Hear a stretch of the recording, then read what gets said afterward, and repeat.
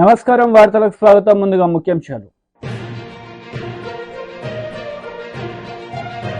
విద్యార్థులకు విలువలతో కూడిన విద్యను అందించాలి, దండి చిన్నజీయర్ స్వామి వెల్లడి.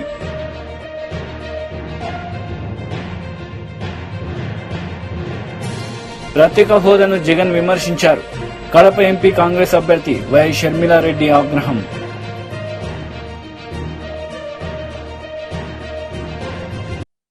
విద్యార్థులకు మారుతున్న కాలంతో పాటు విలువలతో కూడిన విద్యను అందజేయాలని శ్రీ దండి చిన్నజీయర్ స్వామి పేర్కొన్నారు. ఈ సందర్భంగా ఆయన మాట్లాడారు. విద్యార్థులకు మారుతున్న కాలంతో పాటు విలువలతో కూడిన విద్యను అందజేయాలని శ్రీ దండి చిన్నజీయర్ స్వామి పేర్కొన్నారు.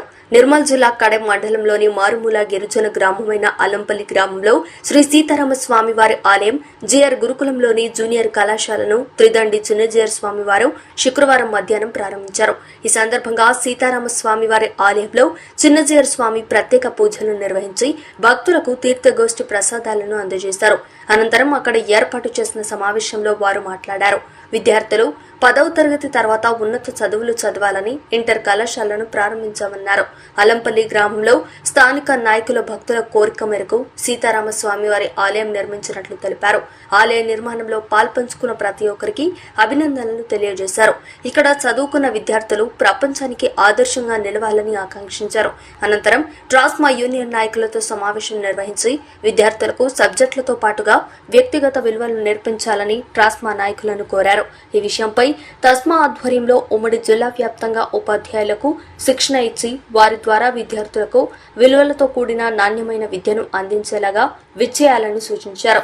త్వరలో వికాస తరంగిణి ఆధ్వర్యంలో ఉపాధ్యాయులకు శిక్షణ తరగతులు నిర్వహిస్తామన్నారు. ఈ వేడుకలకు హాజరైన భక్తులకు అన్నదాన కార్యక్రమం ఏర్పాటు చేశారు. ఈ కార్యక్రమాల్లో Khanapur MLA Bojju Patel, Aswaraopeta MLA Adinarayana, Adilabad MLA Payal Shankar, TRSMA రాష్ట్ర మాజీ అధ్యక్షుడు యాదగిరి శేఖర్రావు, జిల్లా అధ్యక్షుడు విష్ణువర్ధన్ రావు, ప్రధాన కార్యదర్శి శ్రీకాంత్ రెడ్డి, పలువురు వివిధ మండలాల నాయకులు, భక్తులు భారీ సంఖ్యలో పాల్గొన్నారు. ఇలాంటి సబ్జెక్ట్స్ తోటి in addition to these subjects is it necessary to teach a class with morals? Is it really necessary? It's not. మరి ఎక్కడ చెప్పాలి వాటి? ప్రతి సబ్జెక్ట్ లోనూ కూడా మోరల్స్ అనేవి ఇంటర్నల్ పార్ట్ కావాలి. మీరు భాష చెప్తున్నా, కెమిస్ట్రీ చెప్తున్నా, ఫిజిక్స్ చెప్తున్నా, బాటనీ చెప్తున్నా, జియాలజీ చెప్తున్నా, సోషల్ స్టడీస్ చెప్తున్నా, సివిక్స్ చెప్తున్నా, హిస్టరీ చెప్తున్నా, మోరల్స్ అనేవి దాంట్లో ఇంటిగ్రల్ పార్ట్ కావాలి తప్ప ఇది విడదీసి చూపించడం అంటే పచ్చడిని విడిగా తినవలను, కూర విడిగా తినవలను, సాంబార్ రుచిని చక్కగా చూడవలను అని చెప్పినట్టు ఉంటుంది అనమాట. అలా ఉండకూడదు కదా. అలా ఉండకూడదు కంటే మనం విలువల్ని ఎట్లా ఈ సబ్జెక్ట్స్ లో ఇన్కార్పొరేట్ చేయాలి అనే దాని మీద మన ప్రజ్ఞ పనిచేసింది. మన ట్రస్మా టీచర్స్ కూడా దాన్ని చూశారు, చాలా సంతోషపడ్డారు. ఇలాంటిది మనం మన రాష్ట్ర స్థాయిలో ఉండే అన్ని జిల్లాల్లో కూడా తీసుకువెళ్ళడానికి ఒక పంచవర్ష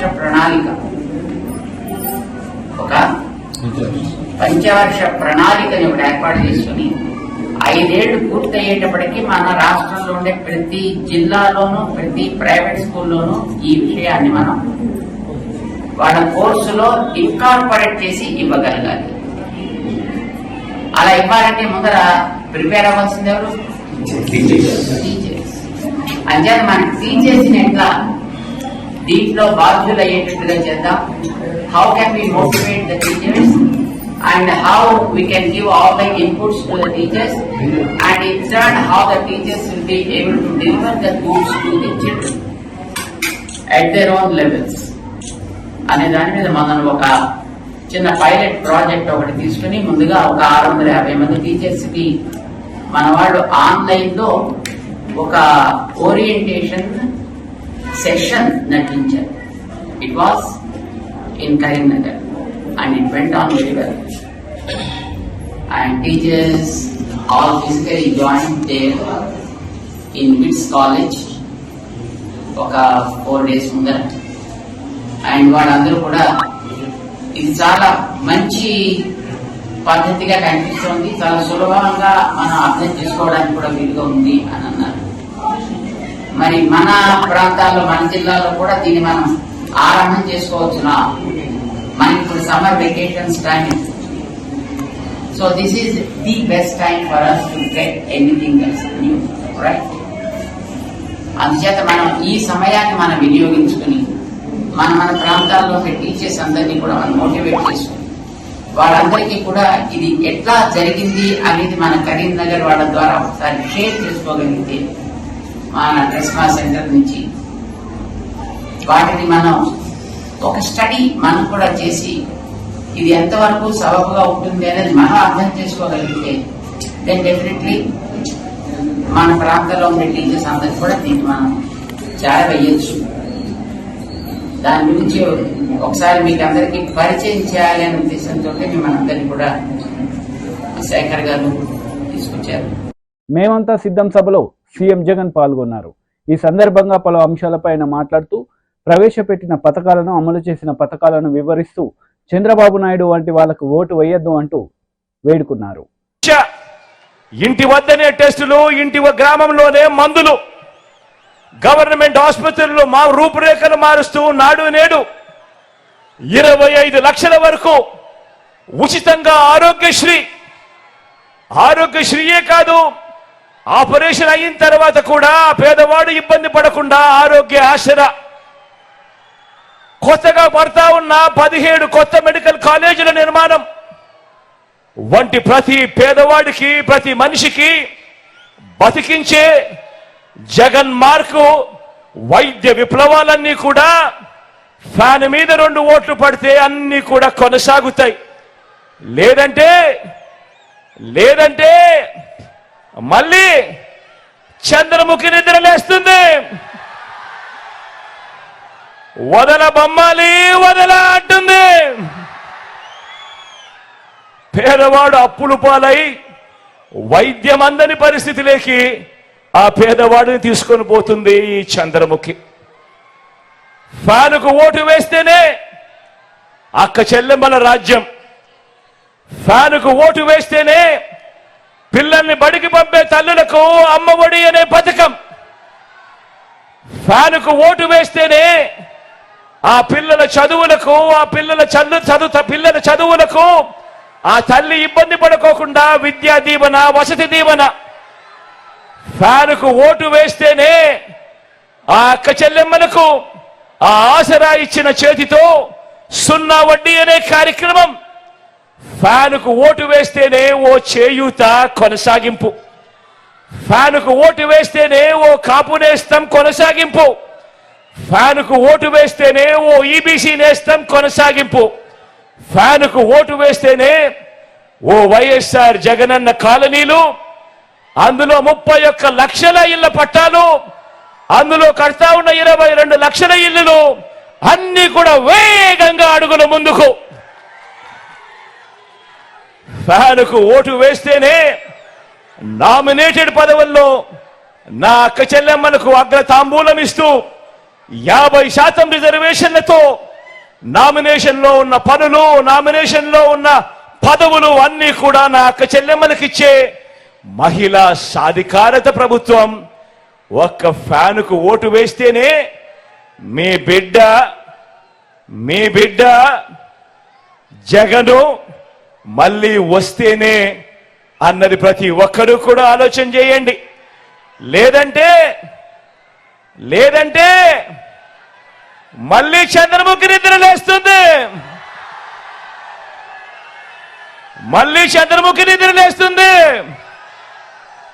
పసుపు పతి నిద్రలేస్తాడు. వదల బొమ్మాలి వదల అంటాడు. అక్క చెల్లెమ్మలకు గుర్తుందా? పొదుపు సంఘాల విషయాలు గుర్తున్నాయా? మోసం చేసిన విషయాలు గుర్తున్నాయా? మళ్ళీ అక్క చెల్లెమ్మల బ్రతుకులన్నీ కూడా అతలాకుతలం అవుతాయి. గుర్తు పెట్టుకోమని కోరుతా ఉన్నా. అందుకే ఓటు వేసే ముందు ప్రజాగలం సభలో నారా చంద్రబాబు నాయుడు పాల్గొన్నారు. ఈ సందర్భంగా పలు అంశాలపై ఆయన మాట్లాడుతూ సీఎం జగన్ రెడ్డిపై మండిపడ్డారు. మనం ఇలాంటి చీప్ లిక్కర్ కోటేయాలా మీరు? వేస్తారా మీరు? అంటే మీరంటే లెక్కలేంతనం అవునా కాదా? ఏం చేయాలైతే ఇలాంటి వాళ్ళని తగలబెట్టాలా? మిమ్మల్ని నాశనం చేసి మీ జీవితాలతో ఆడుకున్నవాడు ఎవ్వరూ బాగుపడకూడదు. కడాన మద్యంలో నీచానికి పోయి డబ్బులు దోచుకున్న దుర్మార్గుల్ని ఏం చేయాలి తమ్ముళ్ళు అని అడుగుతున్నా. పాతి పెట్టాలి. తాపీ మేస్త్రులు హుషారుగా ఉండాలి. మిమ్మల్ని కూడా నాశనం చేశాడు. మీరందరూ కూడా తాపీలు రెడీగా పెట్టుకుని వీళ్ళని పాతి పెట్టి కాంక్రీట్ వేసి శాశ్వతంగా బయట రాకుండా చేయాల్సిన బాధ్యత మనందరిది. ఏం తమ్ముళ్ళు సిద్ధమా మీరు? ఇలాంటి తప్పుడు పనులు చేసి మేము సిద్ధమంట. నీ తప్పుడు సారా తాగడానికి మేము సిద్ధంగా లేము. మీ నాసిరకం తీసుకుని ఇలాంటి కల్తీ మందు తాగి మా జీవితాలు పోగొట్టుకుని మా ఆడబిడ్డల మంగళ సూత్రాన్ని తెంచేయడానికి మేము సిద్ధంగా లేము. కబద్దార్ జాగ్రత్తగా ఉండు. ఇలాంటి తప్పుడు పనులు చేసిన వ్యక్తిని చిత్తుగా ఓడించడమే కాకుండా భవిష్యత్తులో గుణపాఠం చెప్పే బాధ్యత మాదే. అందుకే తమ్ముళ్ళు ఈరోజు ఇతన్ని చూసినప్పుడు ఒకటి రెండు కాదు చాలా అన్యాయం చేసే పరిస్థితికి వచ్చాడు. నేను అందుకనే మిమ్మల్ని అందరినీ మనం చూస్తే తెలుగుదేశం పార్టీని చూసినప్పుడు అభివృద్ధి జ్ఞాపకం వస్తుంది. జగన్మోహన్ రెడ్డి చూసినప్పుడు విధ్వంసం జ్ఞాపకం వస్తుంది. ఇక్కడంతా కూడా చాలా మంది ఎంఆర్పిఎస్ కార్యకర్తలు కూడా ఉన్నారు. 96లో ఏబిసిడి కేటగరైజేషన్ తీసుకొచ్చిన పార్టీ తెలుగుదేశం పార్టీ. దానివల్ల మాదిగలకు కూడా సామాజిక న్యాయం జరిగింది.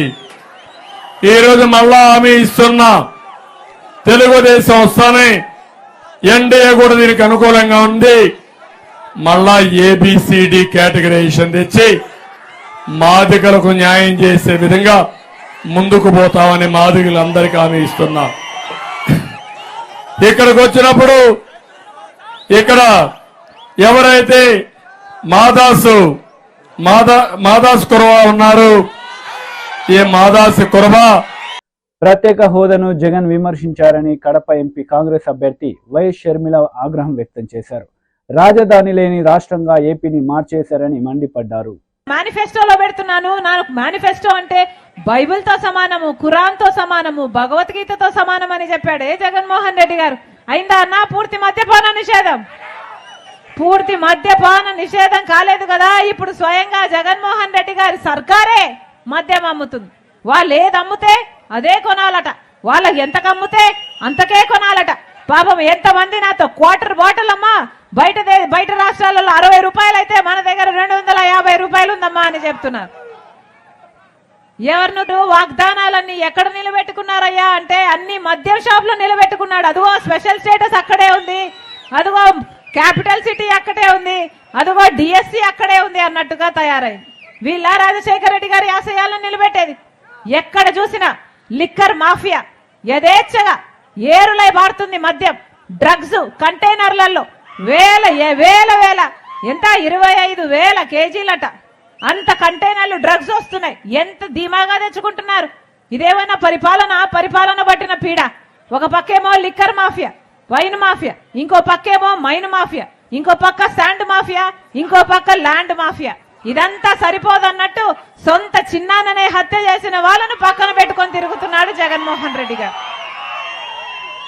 వీళ్ళ రాజశేఖర రెడ్డి గారి ఆశయాలను నిలబెట్టేది. హత్య రాజకీయాలు, గుండా రాజకీయాలు, లిక్కర్ల రాజకీయాలు, ఎక్కడ చూసినా మాఫియాలు, వీళ్ళ రాజశేఖర రెడ్డి గారి ఆశయాలను నిలబెట్టేది.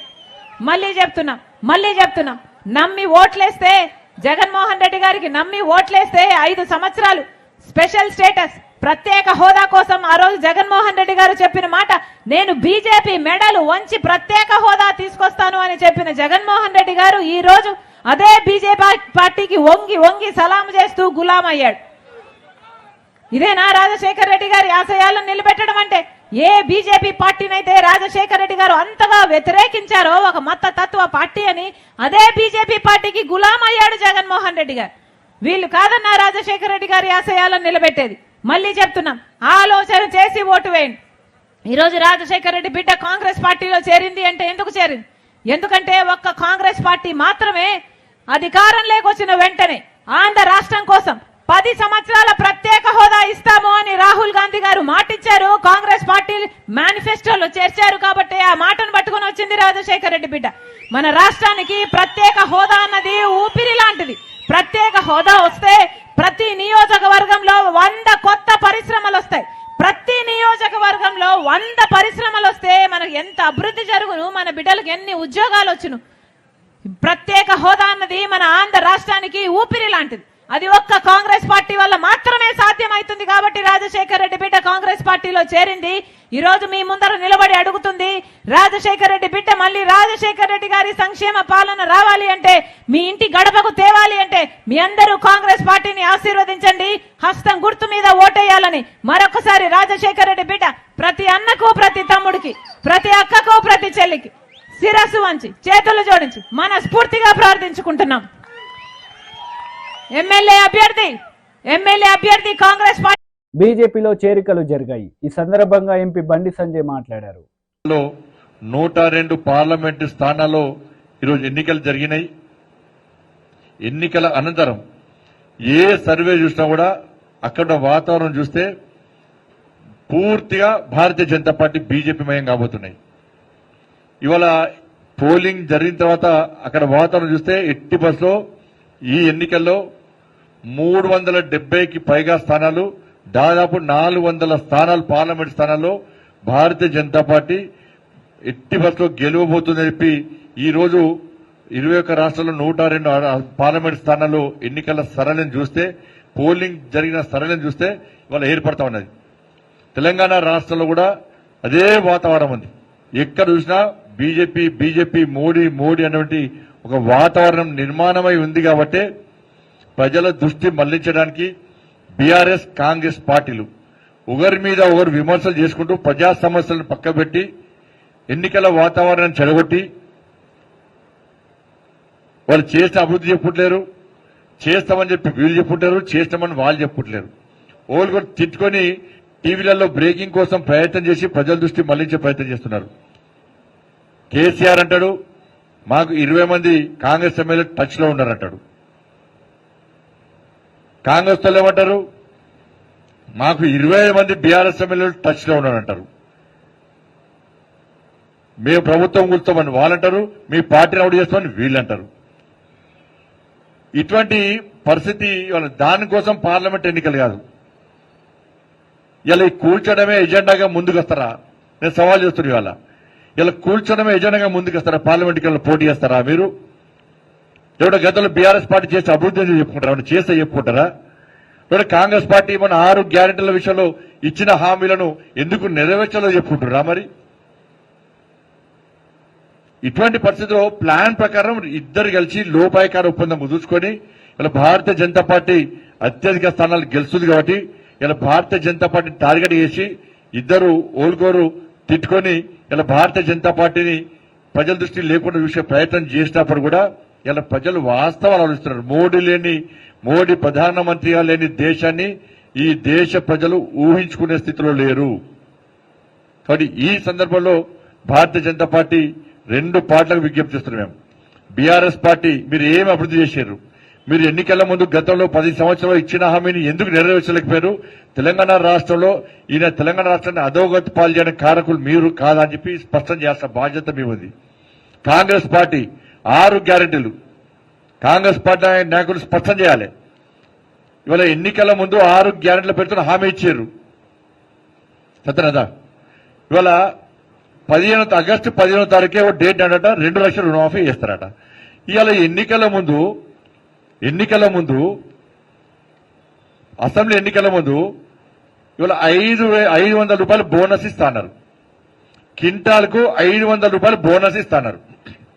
ఇవాళ ఒక్క ఎకరానికి నాకు తెలిసి 28 క్వింటాలు వస్తుంది. 28 క్వింటాలు వస్తుంది అంటే 14,000 రూపాయలు ఒక్క ఎకరానికి బోనస్ పేరు మీద 14,000 రూపాయలు ఇస్తాను మీరు మాట ఇచ్చారు. ఇవాళ ఆ మాటను ఎందుకు నిలబెట్టలేకపోతున్నారు? తరుగు తాలు తేమలు లేకుండా కొంటాన్నారు, కొనుగోలు ప్రారంభించారు. ఎందుకు ఇలా కటింగ్ల పేరుతో కిలోకు 8 ఒక్క క్వింటాలకు 8 కిలోలు ఇలా తరుగు పేరుతో తాళ్ళు పేరుతో తేమ పేరుతో కటింగ్స్ పెట్టారు. ఇవాళ ఎన్నికల్లో మీరే హామీ ఇచ్చారు. అరే 500. కాంగ్రెస్ భారీ బహిరంగ సభలో సీఎం రేవంత్ రెడ్డి పాల్గొన్నారు. ఈ సందర్భంగా పలు అంశాలపై ఆయన ప్రసంగించారు. 10 ఏళ్ల వరకు నేను చెప్తున్నా, మానుకోట గడ్డ మీద నుంచి కల్వకుంట చంద్రశేఖరరావు గుర్తుపెట్టుకో, నువ్వు కాదు, నీ అయ్య కాదు, నీ తాత కాదు, నిన్ను పుట్టించినోడు వచ్చినా 10 ఏళ్లు తెలంగాణ రాష్ట్రంలో కాంగ్రెస్ ప్రభుత్వం ఉంటది. ప్రజా పాలన అందిస్తాం. ప్రతి పేదవాడికి ఇచ్చిన మాట ప్రకారం ఇందిరమ్మ ఇండ్లు ఇస్తాం. ఆర్టీసీ బస్సులో ఉచిత ప్రయాణం ఇస్తాం. రాజీవ్ గాంధీ ఆరోగ్యశ్రీలో 10 లక్షలు ఇస్తాం. ఇంటింటికి 200 యూనిట్లు ఉచిత కరెంట్ ఇస్తాం. 500 రూపాయలకే సిలిండర్ ఇస్తాం. సంవత్సరం తిరిగే లోపల 2 లక్షల ఉద్యోగాలు ఇస్తాం. బీసీ జనాభా లెక్కలు కట్టి వాళ్ళ జనాభా ఎంతుందో వాళ్లకు నిధులు ఇస్తాం. ఇవన్నీ పనులు చేసే బాధ్యత మాది. ఇదే కాదు మీడియా మిత్రులారా, 100 రోజుల్లో మీకు తెలుసు అధికారం చేపట్టిన 48 గంటల్లో ఆడబిడ్డలకు ఆర్టీసీలో ఉచిత ప్రయాణం ఇచ్చినాం. ఇవాళకి 35 కోట్ల మంది ఆడబిడ్డలు అమ్మగారింటికి అత్తగారింటికి నచ్చిన దేవుణ్ణి మొక్కుకోనికే గుళ్ళు గోపురాలకు పోయొచ్చింది. 10 లక్షల రూపాయల రాజీవ్ ఆరోగ్యశ్రీ పథకం ద్వారా కార్పొరేట్ హాస్పిటళ్లలో వైద్యాన్ని పేదలకు అందించినాం. ఆడబిడ్డలకు మాట ఇచ్చినట్టు కట్టెలపై కష్టాలు తీరవాలని 4 నూరులున్న సిలిండర్ను నరేంద్ర మోడీ 12 నూరులు చేస్తే 500కే ఇస్తామని ఇవాళ ఆడబిడ్డలకు 500 రూపాయలకే సిలిండర్ ఇచ్చినాం. పేదవాళ్లకు వ్యవసాయానికి ఉచిత విద్యుత్తే కాదు, పేదవాళ్ల ఇండ్లకు కూడా 200 యూనిట్లు ఉచితంగా ఇస్తామన్నాం. ఇచ్చి బరాబరు చూపించినాం. ఇవాళ పేదవాడి ఇంటికి 0 బిల్లులు ఇస్తున్నాం. ఇదే కాదు, పొంగులేటి గారి మంత్రివర్గం ఈరోజు 4,50,000 ఇందిరమ్మ ఇండ్లు 22,500 కోట్ల రూపాయలతోని ఇదే ఖమ్మంలో ప్రారంభించుకున్నాం. ప్రతి పేదవాడికి ఇవాళ ఇందిరమ్మ ఇండ్లు ఇస్తున్నాం. మేము ఉద్యోగం వచ్చిన ఎంబడే మా కుటుంబ ఉద్యోగాల కోసం కాదు, పేదోళ్ళ బిడ్డల ఉద్యోగాల కోసం ఎల్బీ స్టేడియంలో 3 నెలల్లో 30,000 ఉద్యోగాలు తలలు లెక్క పెట్టి ఇచ్చి పేదవాడి బిడ్డల కళ్ళల్లో ఆనందం చూసినాం. బీసీ జనాభా లెక్కలు కడతామన్నాం, బరాబర్ లెక్కలు కట్టిస్తున్నాం. ఇన్ని పనులు మేం చేసినాం. ఇవి సరిపోతాయా? కానే కాదు. అందుకే మిగతా కార్యక్రమాలు తీసుకోవాలంటే మార్చి 17 నాడు ఎన్నికల కోడ్ వచ్చింది. అందుకే మీకు నేను మాట ఇస్తున్నా, గ్యారంటీ ఇస్తున్నా. సోనియమ్మ మాటగా, రాహుల్ గాంధీ గ్యారంటీగా ఆగస్టు 15 తారీఖు లోపల 2 లక్షల రూపాయల రైతు రుణ మాఫీ.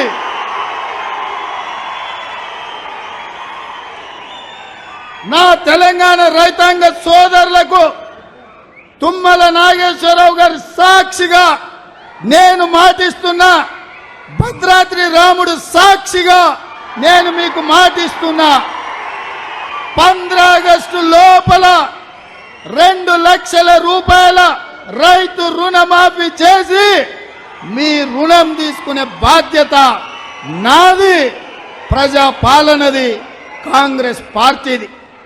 ఇదే కాదు, వచ్చేసారి మీరు పండించే వడ్లకు బరాబర్ 500 రూపాయల బోనస్ ఇచ్చి మీ ఒట్లు కొంటామని చెప్పి రైతులకు నేను మాట ఇస్తున్నా. మీరు ఈరోజు మా 100 రోజుల పాలన చూడండి, మా ఆర్టీసీ బారస్ చూడండి, మా ఆరోగ్యశ్రీ పథకం చూడండి, మా గ్యాస్ సిలిండర్ చూడండి, మా ఉచిత కరెంటు చూడండి, మా ఇందిరమ్మ ఇళ్ళ పథకం చూడండి, మేము ఇచ్చిన 30,000 ఉద్యోగాలను చూడండి, మేము లెక్క పెడుతున్న బీసీల జనాభా చూడండి, మేము మాఫీ చేయబోయే 2 లక్షల రైతు రుణమాఫీ చూడండి, మేము ఇయ్యబోయే 500 బోనస్ చూడండి. ఇవన్నీ మేము చెయ్యాలని టీడీపీ పోలిట్ బ్యూరో సభ్యులు వర్ల రామయ్య మీడియా సమావేశం నిర్వహించారు. ఈ సందర్భంగా పలు అంశాలపై ఆయన మాట్లాడారు. క్రోడీకరించి దాన్ని ఛేదించినప్పుడు ప్రెస్ మీట్ ఎందుకు పెట్టలేదు? ఈ ముద్దాయిని ప్రెస్ వారి ముందు ఎందుకు నిలబెట్టలేదు? అంటే ప్రెస్ వాళ్ళని ఫేస్ చేసే ధైర్యం లేక, దర్యాప్తు అధికారికి ప్రెస్ని ఫేస్ చేసే ధైర్యం లేక దొంగచాటుగా ఒక నోటు పంపించారు. ఆ నోటు పంపించడంలోనే మీ దర్యాప్తు డొల్లతనం బయటపడింది. యువర్ ఇన్వెస్టిగేషన్ ఈజ్ పర్ఫెక్టరీ అంటున్నాను నేను, తప్పులో తడక అని నేను అంటాను. సమాధానం చెప్పగలరా? రాయన్నారు, ఇనపతీగ అన్నారు కొంతమంది, లేదు దండలో ఉన్న వెదురుపద్దన్నారు. ఏదేమైనా కావచ్చు, రాయి అయితే ఆ రాయిని నిన్న ప్రెస్ వాళ్ళకి ఎందుకు చూపించలేదు? అసలు did you seize that stone? ఈరోజు ఎక్కడైతే సిమెంట్ స్లాబ్ అని విన్నాను నేను, అది సీజ్ చేశారా? దీనంతటికి నేను ఇది ఒక కట్టు కథ మాత్రమే. ముఖ్యమంత్రి మీద హత్యాయత్నం అనేది గులకరాయితోటి, లేకపోతే నిన్న మీరు వ్రాసినట్లుగా ఆ సిమెంట్ స్లాబ్ తోటి హత్యాయత్నం చేయటం అనేది ఒక కట్టు కథ, కల్పిత కథ, ఏ స్టేజ్ మేనేజ్డ్ డ్రామా కాదని చెప్పే ధైర్యం ఉందా? ప్రెస్ని చెప్పగలరా? మీరు ప్రెస్ని ఫేస్ చేయగలరా? లేదు. ఏదో రకంగా ముఖ్యమంత్రి గారికి సమాధానం చెప్పాలి. అయ్యా, మీ మీద రాయి వేసినని మేము పట్టుకున్నాం, ఒక అమాయకుడిని బలి చేశాం అని చెప్పాలి. అందులో భాగమే కదా ఇది. దానికి ఒక రాజకీయ రంగు పులిపారు. బోండా ఉమా బ్యాచ్ స్కెచ్ అట్ ఇది. నేను అడుగుతున్నా, ఏమండి రాణా గారు, గౌరవ కమిషనర్ గారు, ముఖ్యమంత్రి గారిని చంపటానికి బోండా గారి బ్యాచ్ చీకట్లో కరెంటు పొద్దని తెలుసా వాళ్ళకి? చీకట్లో ఎవడైనా రాయి తీసుకొని ముఖ్యమంత్రి గారిని కొడతాడా? అంత దూరం నుంచి, స్కూల్లో నుంచి కొట్టాడట. స్కూల్ చాలా దూరం ఉంది. స్కూల్లో నుంచి గురి చూసి కొట్టాలి దాన్ని. వాడు మరో ఏకలవ్యుడు అవ్వాలి, లేకపోతే కొట్టలేడు. గురి చూసి చంపాలంటే ఏదో సున్నితమైన కణత మీదో దేని మీద కరెక్ట్ కొట్టాలి. చీకట్లో విసిరిన రాయి నేను అడుగుతున్నా, కరెక్ట్గా కణతకే తగులుతుందా? వైటల్ పార్ట్స్కి తగులుతుందా? ఏమి దర్యాప్తు సార్ మీరు చేసింది?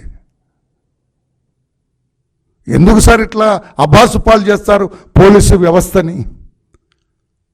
పైగా సాక్షి వారు ఇప్పుడు ఇన్వెస్టిగేషన్ ఈయన చెప్పలా, ఈయన ఎలా పడి, మీరు ఇంకోటి గమనించట్లా పాత్రికేయ సోదరులారా, మీరేదో నేను చెప్పింది ఊరికి వింటున్నారంతే, నన్ను ప్రశ్నలు కూడా వేయట్లా మీరు. ఇక్కడ ఆయన ఏం చెప్పాడు, ఆయన ఏం చెప్పలా, ప్రెస్ వాళ్ళకి చిన్న అరెస్ట్ చేశామని నోట్ ఇచ్చాడు. అంతా సాక్షి వారే చెబుతున్నారు. సాక్షి వాళ్ళే మేము దర్యాప్తు చేసామన్నట్టుగా చెబుతున్నారు. సాక్షి వాళ్ళు ఏం చెబుతారంటే, పక్కా ప్రణాళికతోనే సీఎం జగన్పై హత్యాయత్నం. అది ఎక్కడ ఆయన ప్రెస్ పెట్టి చెప్పలా, ఆ నోట్లో కూడా ఎంత క్లియర్గా చెప్పలా. అది ముమ్మాటికి హత్యాయత్నమే సజ్జల గారు చెబుతారు. ఎలా చెబుతారు? పోలీస్ కమిషనర్ మీ చెవులు ఏమైనా ఊదారా? లేకపోతే సాక్షి వాళ్ళు అక్కడే ఉన్నారా? కనుబొమ్మపై కాకుండా తలపై సున్నిత ప్రదేశంలో తగిలి ఉంటే ప్రాణాలు పోయాయి, ప్రాణాలకు ముప్పను. అంటే వీడు చంపాలని సున్నితమైన కణత మీద సున్నితమైన ప్రదేశంలో కొట్టాలనుకున్నాడు చెమ్మ చీకట్లో ప్రయత్నం చేస్తాడు సార్. ఎందుకు సార్ ఇంత చిన్న లాజిక్ ఎందుకు మిస్ అవుతున్నారు సార్? బోండావమాని ఇబ్బంది పెట్టాలంటే ఇంకొక రకంగా ఇబ్బంది పెట్టండి, ఇంకొక తప్పుడు కేసు అతను సృష్టించండి. రాస్తారు కదా పరుచూరు బ్రదర్స్ లాగా కథలు రాస్తారు కదా, అలా వ్రాయండి. అందుకోసం వడ్డెర కులానికి చెందిన ఒక బీసీ కులానికి చెందిన ఆ బిడ్డని ఎందుకు సార్ అట్లా బలి చేశారు? ఆ కేసు హత్యాయత్నము కాదు సార్. ఆయన్ని హత్య చేయాలంటే ఇది కాదు, గొడ్డలు ఉన్నాయి కదా, కత్తులు ఉన్నాయి కదా, తుపాకులు ఉంటాయి కదా, పెద్ద పెద్ద బరిసెలు ఉంటాయి కదా, పెద్ద పెద్ద ఇనపరా. వార్తలు ముగించే ముందు ముఖ్యాంశాలు మరోసారి. విద్యార్థులకు విలువలతో కూడిన విద్యను అందించాలి, దండి చిన్నజీయర్ స్వామి వెల్లడి.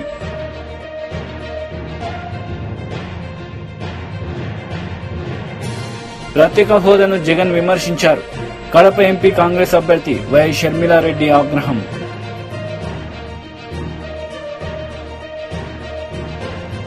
ఈ వార్తలు ఇంతటితో సమాప్తం. తిరిగి ప్రసారమయ్యే వార్తలు మళ్ళీ కలుద్దాం. అంతవరకు సెలవు. నమస్తే.